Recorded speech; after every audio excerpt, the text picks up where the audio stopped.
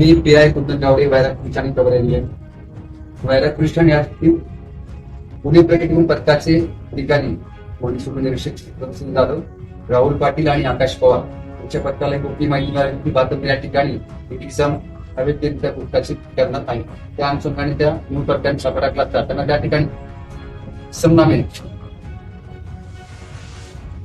शेख हसीब अलाउद्दीन आंबेडोरी याच्या ताब्यात पान मसाला विविध प्रकारचा असा काही त्याचा माल मिळाला. जवळपास 78,300 रुपयाचा माल मिळाला.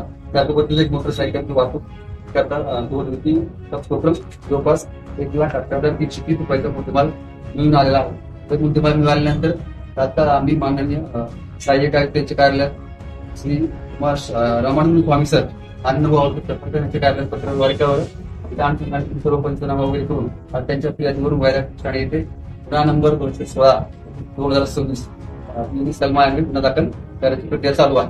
सदर तपास पोलीस जाधव हे करत आहे. धन्यवाद.